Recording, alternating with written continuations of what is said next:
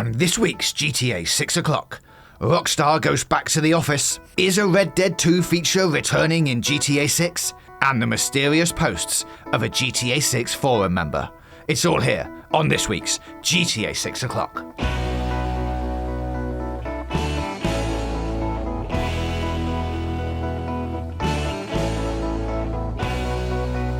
Hello and welcome to episode 14 of GTA 6 o'clock. Today we are back in the office, picking up some weapons and investigating another mystery. But before we get into all that, hello, I am James, JJ Jarvis, keeping on with that. And I'm joined by Dan Dawkins, DD. Welcome to the studio, Dan. Good morning. I'm a little bit huskier than usual. I've got a slight cold, but mentally I'm at least 70% sharp, so let's go. Perfect. And we're going to power through this episode and bring you some good stuff. Before we do that, please, if you are not subscribed, please subscribe to this YouTube channel. We do this show every Wednesday at 6 p.m. GMT and talk about everything GTA 6 and Rockstar. Speaking of which, Dan, we should jump straight in to some of what is becoming a theme on this podcast, last week's breaking news. Yes. Because this came out pretty much as we were airing last week's episode, and it was the news that Rockstar have asked their teams to return to the office 5 days a week as what we assume is they finalise GTA 6. And there was actually a company statement put out about, well, the company statement sort of leaked, right? Yeah. About why they were doing it. And this was their head of publishing, which said it came down to productivity and security concerns, particularly following the huge breach in 2022. She also said, this is Jen Kloby, that Rockstar Games found tangible benefits from bodies being in office seats. And then there was a further statement saying, making those changes now puts us in the best position to deliver the next Grand Theft Auto at a level of quality and polish we know it requires, along with the publishing roadmap that matches the scale and ambition of the game. Which that last quote, I feel we've heard before. Like, the scale and ambition of the game is, needs to be matched. Yeah, I think there's a few elements of this statement actually we could probably pull apart. Just to zoom back to the top, this story was broken by Jason Schreier of Bloomberg, who's pretty much the number one reporter globally when it comes to video game worker affairs.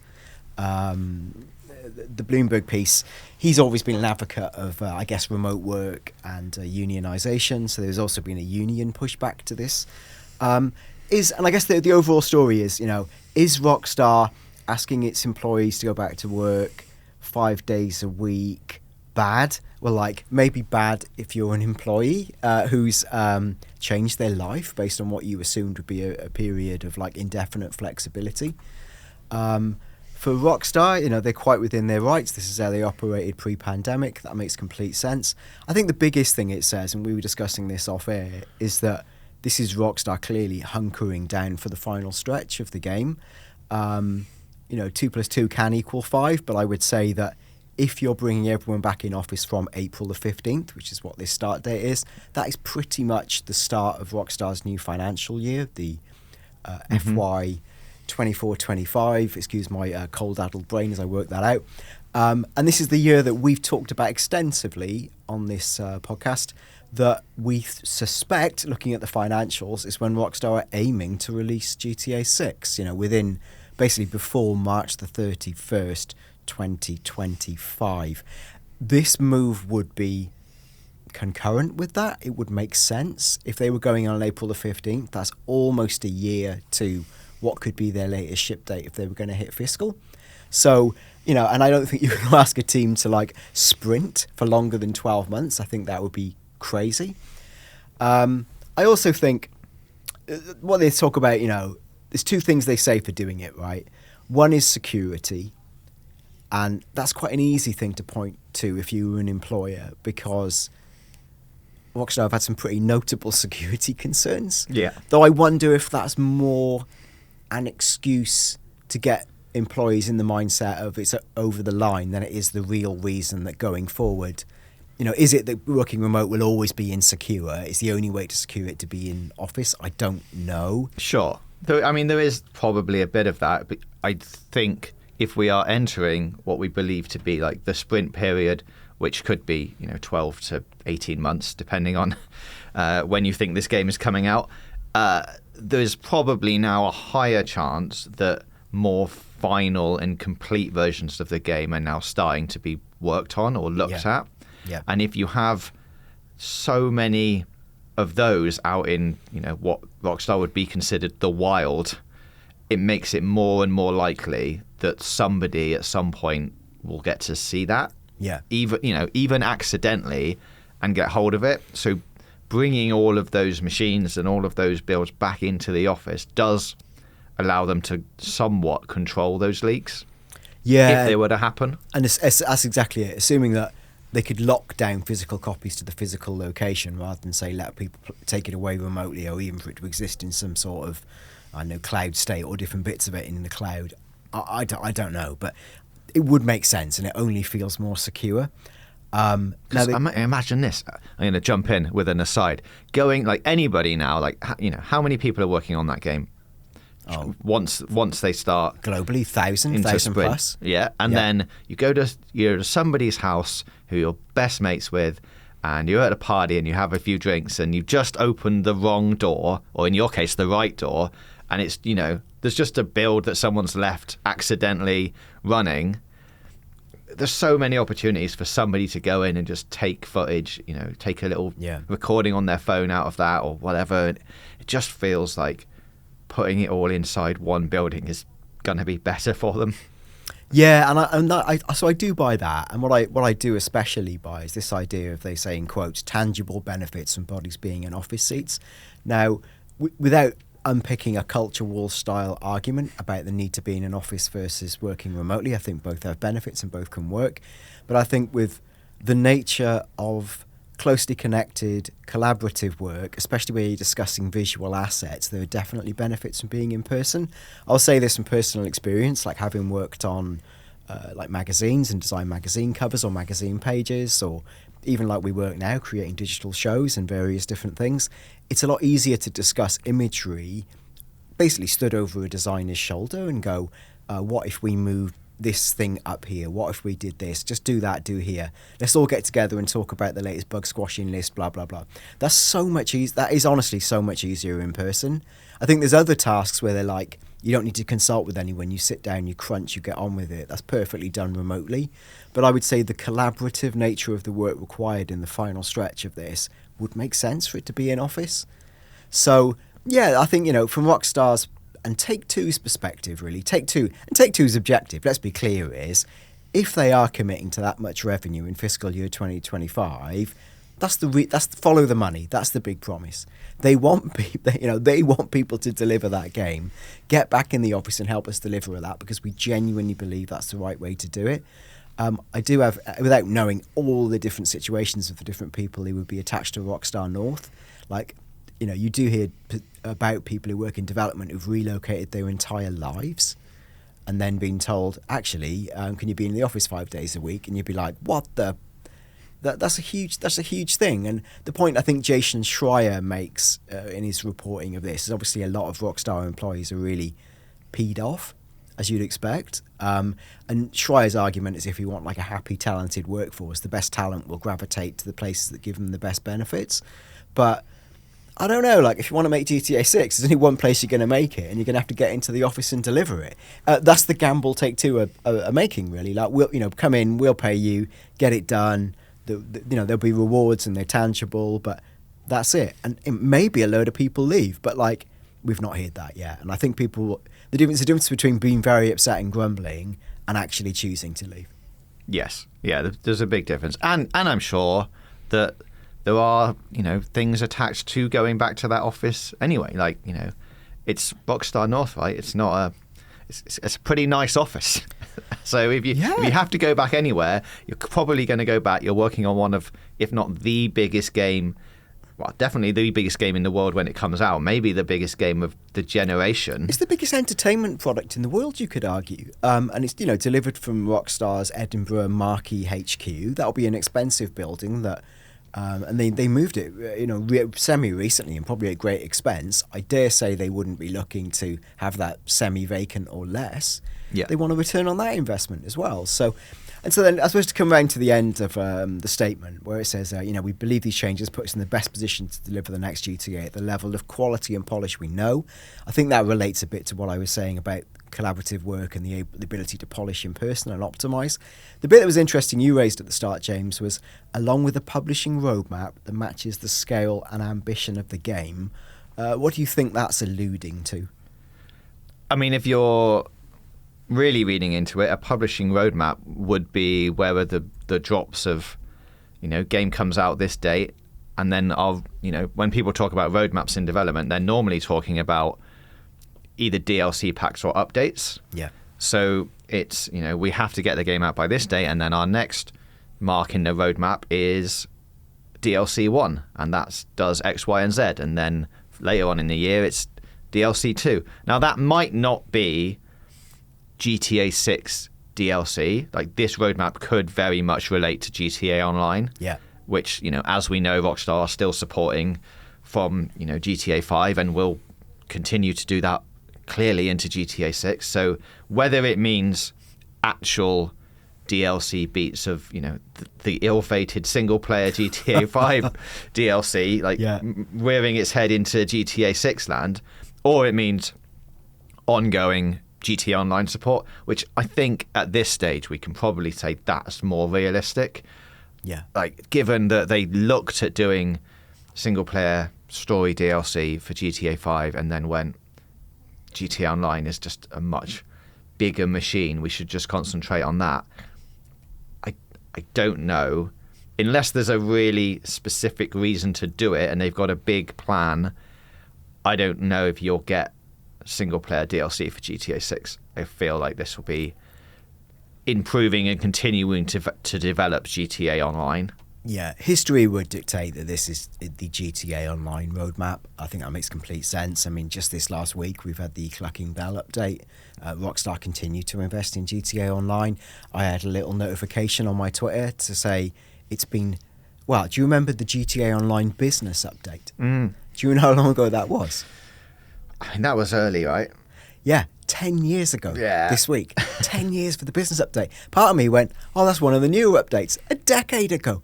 So GTA Online is clearly where the ambition is at. To tie this again full circle, part of this move is, I assume, Rockstar wanting to deliver on the financials they promised for FY25. They have also talked repeatedly in their financial calls, or Take-Two have talked repeatedly in their financial calls, about a robust ongoing roadmap and increased revenues for FY26 and beyond. This would be concurrent with that. So it's saying it's not just a case of delivering GTA 6 for fiscal 25. We think it's going to arrive potentially at the very, very tail end of that period, but then it's about the robust roadmap moving forward of GTA Online updates. That's where the real money is for GTA 6. Big money obviously in pre-orders and selling the product itself, but really that's the shell that keeps getting replenished and might do for the next decade. So yeah, that's what this says to me, is that we not only need to ship this game, but we need to be in a position to keep delivering, because such is capitalism, that you can't ever sit still and you have to keep churning and, improving and iterating. And I guess what this means is, and one of the most exciting things we can jump on, is if all of these timelines do work out, and if you believe that the game is going to come out before March 31st, 2025, then what that means is, I'm just going to count 2, 3, 4. There's like 55 weeks until launch day. Oh my God. That is all. Which actually, when you put it into, a weekly turnaround, 55 weeks isn't that long. Like, it is long in countdown terms, but we can start that countdown now to, 55 weeks till potential launch.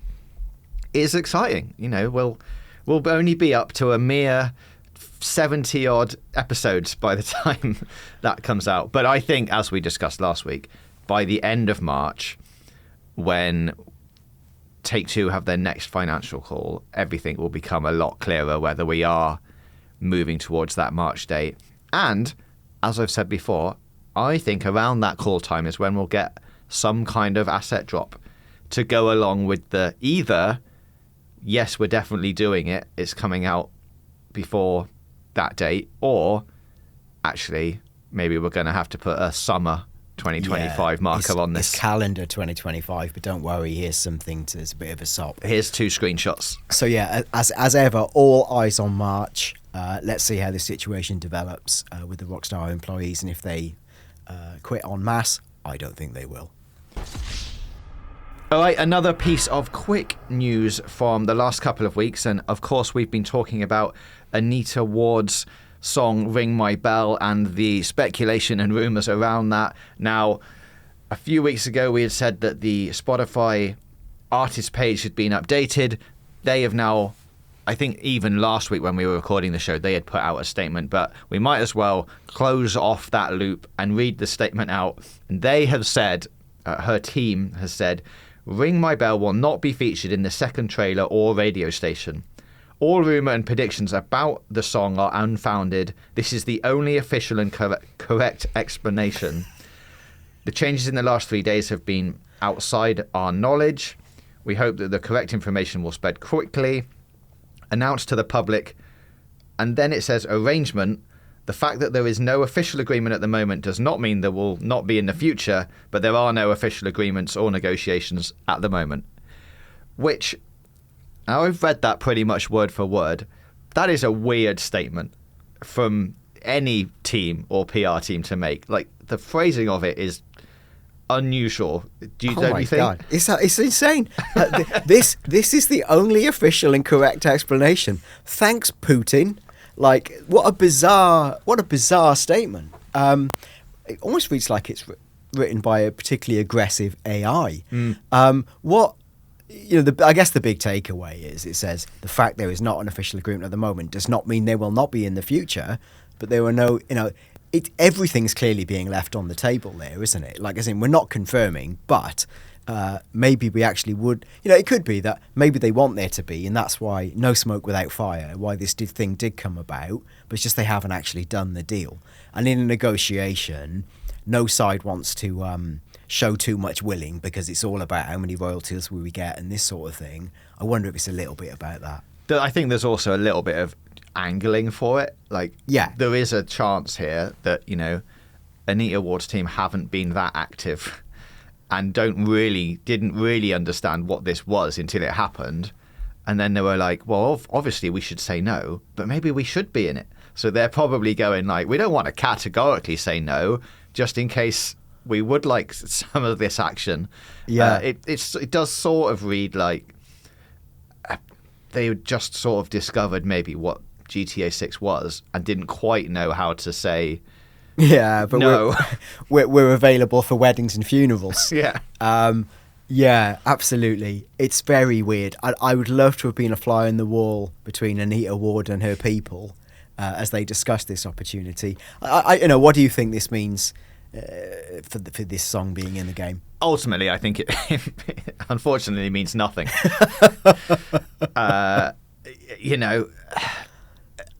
It might be on the soundtrack, but I don't think this either confirms anything other than that what happened was someone hacked into their account and changed the wording and put the thing up and caused a little bit of a panic inside the Anita Ward PR team.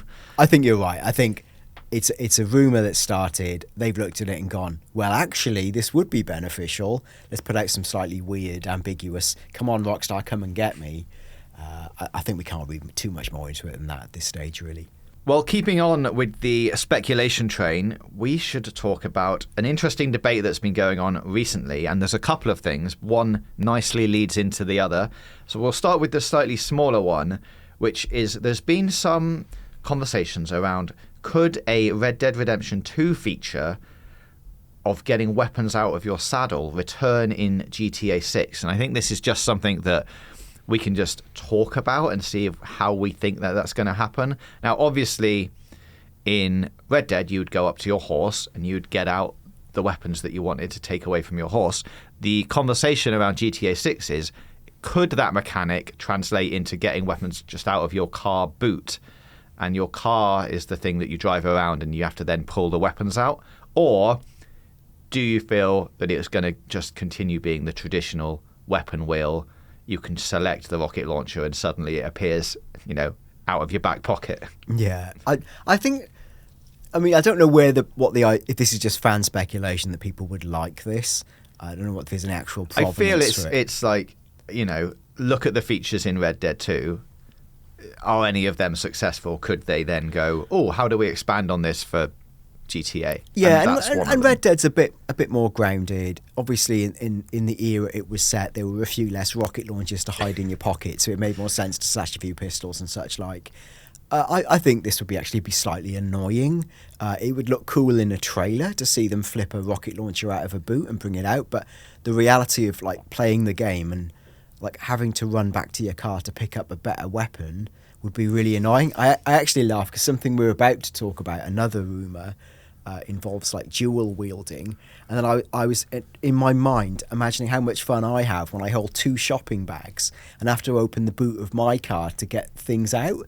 So I was wondering if you were already dual wielding and then had to enter the boot of your car, do you have to do that thing where you put your foot under the boot and move it around so it opens itself? Yeah. I don't know. It feels like one of those things like people often think about with GTA, where they like the idea of it being even more realistic and grounded, but the practicality of that, I think, is too annoying. That's my take anyway. Yeah, and I guess you could see it like maybe... it could definitely pop up in missions, like you say. You can go get the rocket launcher out of the car, kind of thing. Like that would work in a single player context, and maybe that's where it exists. And once you go outside of the mission scope into free roam, then you get the full selection of weapons. Like, could see something like that working. I agree. Like there could be something where you've got a special tool or weapon that's for a particular mission or heist, and that. For some reason, one of the co-characters leaves it in the boot and part of the mission is scrabbling back to your car to pick it up in time. That would be quite fun. But like permanently to be locked in the boot, particularly given how disposable cars are in the world of GTA. Yeah. Like, people blowing you up, you driving off a cliff, stunt jump gone wrong. You'd be really sad if your like diamond tip rocket launcher was in the boot of the car. I mean, I guess that's it's not like real life at all. Who's got a diamond tip rocket launcher in their boot? But you know what I mean? It just feels a little bit impractical to me. Yeah, well, I guess that whole concept translates back to Red Dead again, and they did that with horses, right? You basically chose your horse, or you could choose your horse at the beginning of the game, and then that was your horse for the entire game, and unless you were mean to him or left him alone. But you did then get connected to that horse in the same way that people get connected to their cars. And you're like, no, this is like my baby, and I'm driving my car around for the whole game, and I've upgraded it, and it's great. I could see a world where that happens, and there's some other games doing that at the moment, like Pacific Drive is all about maintaining and developing your one car and going out into the wilderness, getting new bits for it. It's probably a bit too RPG-like and sort of, having to, I need a new door for my car. I better go down the chop shop or whatever, get some metal. Yeah. But, you never know. With the game potentially being grounded back in, you could see Jason and Lucia having one single car that you have for the whole game. Yeah, and I think there's already been hints that like the customization will go to the nth degree. I think that seems clear. But I guess there's a fundamental difference between being exceedingly attached to a sentient being, a horse, and a car. However custom the paint, the car doesn't have feelings. Like, you might have feelings for it, but that's because of a gentle degree of insanity. So, I don't know. I don't know if I think. Well, to go back to where we started, if it's that exciting to have it at that level of depth, but maybe people feel differently. Maybe I'm just like so obsessed with practicality. Well, let us know in the comments as we move on to our next subject. Right then, today's main topic, which I think is a very interesting one, and it is the mystery of, well, look who's back. Now, this has been talked about previously, I think, on Reddit, but as Axis R7 said, I've not seen one influencer cover this in their videos. So Dan, here we are to cover it in our video. Let's be influencing. Yeah, we're going to do some influencing. So this is a Reddit account which was called Well Look Who's Back, which came out just before trailer 1 was posted. And what they were saying were things before the trailer 1 dropped were things like the Tom Petty track Love Is a Long Road is going to be used in the trailer. They said that on more than one occasion. Like, I predict Love Is a Long Road by Tom Petty in, let's say who's going to be in on the soundtrack and who's going to be in trailer 1. Everyone would put their predictions in. This user would go in and say, oh, I think Love Is a Long Road by Tom Petty. They also said the trailer would drop on December 6th, which we know actually wasn't correct. It was officially the 5th and then sort of ended up being the 4th because of the leaks. And they posted a few other statements like, I think it will showcase the world and really get everyone excited for the crazy stuff that's happening. And like some kind of vague things around what the trailer would be in. They've since deleted their account, but opened it on November the 19th and did a lot of posting around November 30th, which means if you take all of this as fact, that at some point they had probably seen the trailer before it was released. And then there are other things that they said, but I think we're going to cover this bit first, which means that they have either seen it somewhere as it's being uploaded to YouTube or whatever, or it's someone who is within Rockstar or associated with somebody within Rockstar who has managed to see the trailer and wants to sort of say, oh, I think this, when they actually know that it's fact. So there's quite a lot to unpick there, and I think the main bit is, first of all, the Reddit username, Well Look Who's Back. Now, we know that that is one of the key lines from that trailer. So opening this account with that wording means they have probably seen the trailer, and then that they were picking up on what soundtrack to use. And I think off air, Dan, we were talking about that is quite the prediction to make, to pick that track out of all the tracks and be correct for them of not to have seen the trailer, right? Yeah, it seems almost certain that this person has seen the trailer.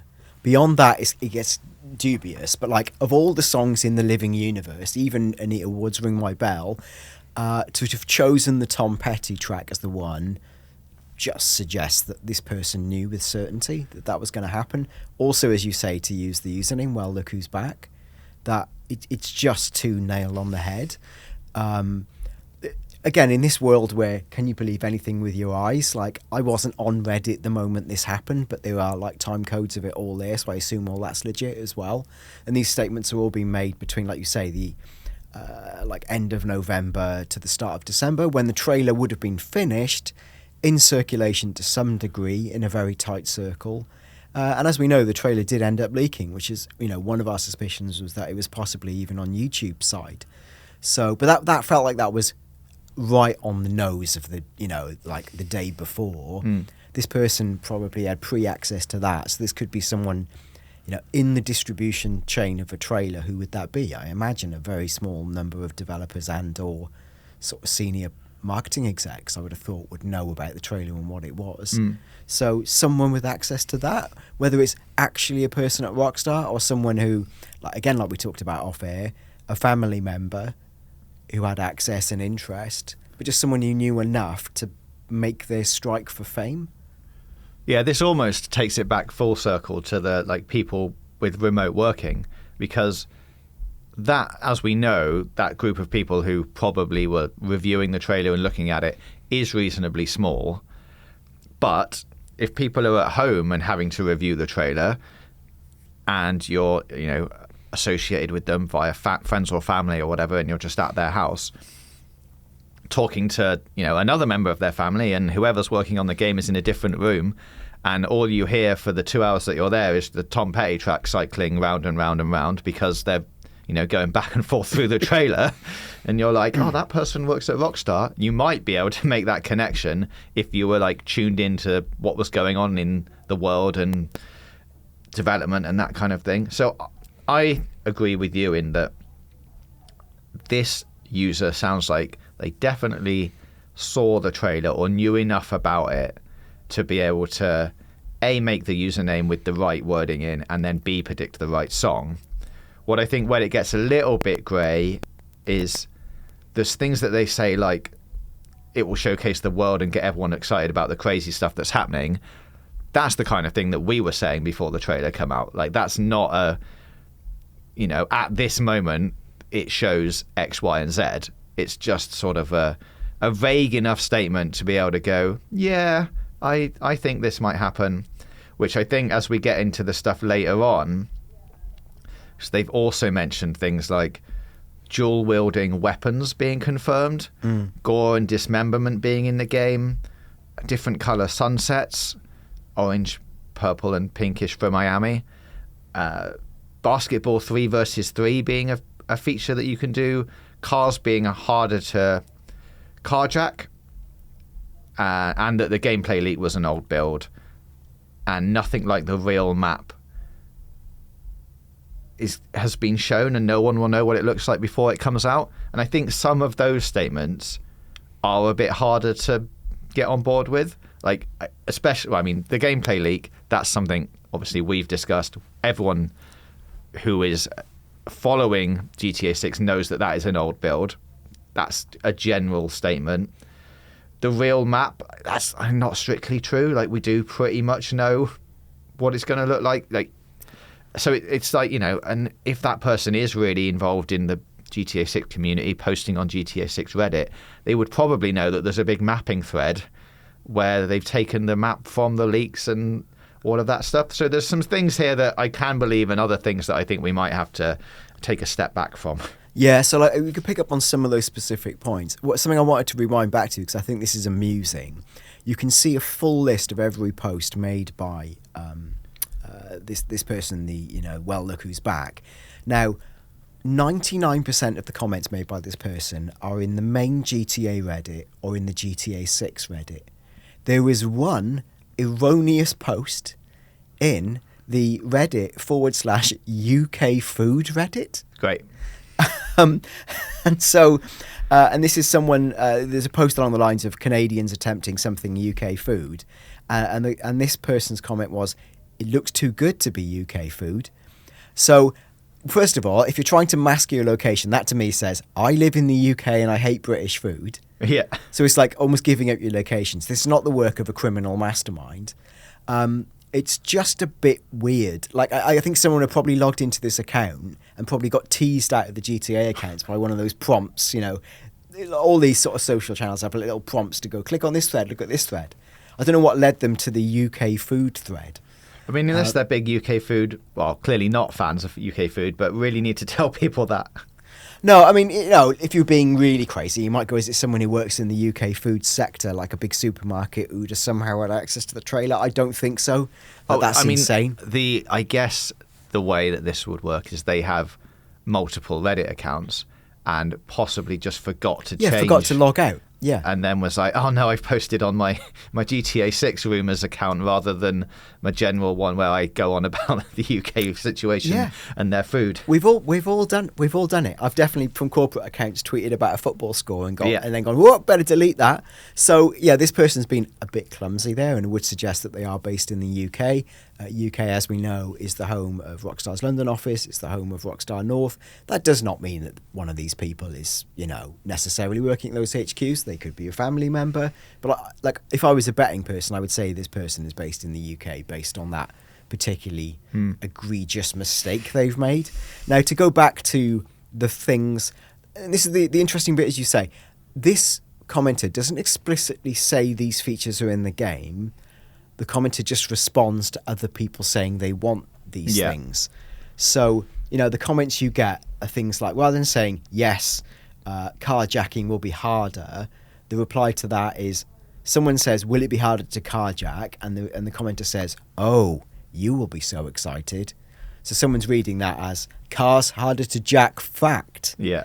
And it's, you know, and I think this is where like you said, this is it's hard to know how true it is. And when you start casting shade on the map, I don't really see how the map is fundamentally different from the one we sort of think it will be, because the GTA mapping project people are so good, and the topography is so defined to an extent from what we've seen in the trailer. Unless like the north of the map, well, there's some hidden zone that's just crazy that we haven't seen. I don't see that though. So I don't really think the map's going to be a fundamental rewrite of what we believe. No. And yeah, so I think this is where it gets interesting, definitely, of like, okay, well, if we are saying that username is correct and that they have had some insider access to the trailer beforehand. Now, I think, as I said at the top, this account has now been deleted, so whether it comes back again when we get closer to the next trailer, well, look who's back again, let's see. But then the conversation turns to, so who could this be? Like, is it someone who has just managed to guess some really, or like, you know, use some educated guesses to predict a few things? Or is it someone who has seen the trailer and then started speculating on some other things when people are like, oh, dual wielding weapons, and as you say, their comment is something like, oh, you won't be disappointed, which you then, you know, has been twisted around to, yeah, that's definitely in. Or all of these things real, and that they have, you'd have to think then it is either a Rockstar employee or it is someone, you know, like someone's son or daughter who has been talking to their family member about the game and have gone in. But I think the way that it's not explicitly writing these things, like, I've seen the game and these are things that are going to be in it, and it's a bit more vague, right? And it's a bit more of a grey area of just replying to comments that other people are saying, makes me think that some of this could be speculation mixed up with some facts. Yeah, I think like it seems almost certain that this poster had seen the trailer. I think tick. It seems like this person has links to Rockstar in some capacity. Because they like you've said, they almost talk about Rockstar and its employees in quite a caring and protective way. So there's a post that says talking about the guy who leaked GTA 6, and it was linked to Aaron Garbett, and this poster had said, "Bruh, take this post down. Aaron doesn't need his pickup with this scumbag," and it felt. The few of the posts take the side of Rockstar employees, and actually takes the side of current Rockstar employees more than it takes the side of people like Dan Houser who've left, or Jamie King who was making comments. So there's a sense of it being someone on the inside from these comments, and, you know, again, someone who's got strong views about UK food. Yeah, it's really interesting, and maybe we'll never know. But like, of those things that they are talking about, Dan, let's quickly enter the Rockstar boardroom. Dual wielding weapons. Yeah, good feature. I think that's possible and fun. Obviously, they've got form with a game like Max Payne within the Rockstar stable, so that does make some sense. Gore and dismemberment. Obviously, we saw a reasonable amount of that in GTA 5 anyway. But I guess GTA games have always been a little bit less gory than they could be. You obviously don't want to go too far with it, but I can see it being, you know, a little bit more realistic than it was in 5, I guess. It does raise a lot of questions. GTA is by virtue of being the biggest entertainment product in the world, comes under a particular amount of scrutiny. It's often been the case of, you know, it's given to kids from parents who don't understand it. It was true of things like Trevor's appearance in GTA 5. You know, that section in which Trevor's introduced, he uses the most density of swear words I've ever seen in an introduction to a game ever. If I was a parent, I'd be horrified if my son was hearing that. Now, to then add a layer of like true gore and dismemberment, and we don't know what it means, whether it's like Soldier of Fortune style distaste or something just a bit more realistic, but I find that a bit... I think for them to sensationalise it would be something that Rockstar don't need to do. They don't need that kind of cheap attention or cheap headline. It would only be, for me, a bit more realism in the physics, animation, the way injuries are depicted. But to make it truly OTT would be, it's all risk to me. And finally, let's touch on basketball 3v3, which I'm assuming would be like one of the many mini games, but I can see that happening.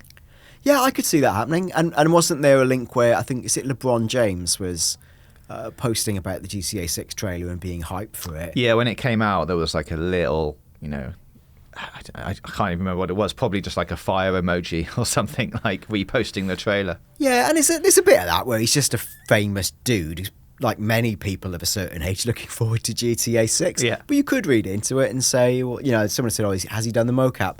I don't know. Maybe it would be a load cheaper just to get someone else to do basketball. Unless LeBron was like, I love your game and I'll do it for free. Well, yeah. Maybe, but I don't read too much into that. But I can buy that there'll be basketball games. I think that's plausible.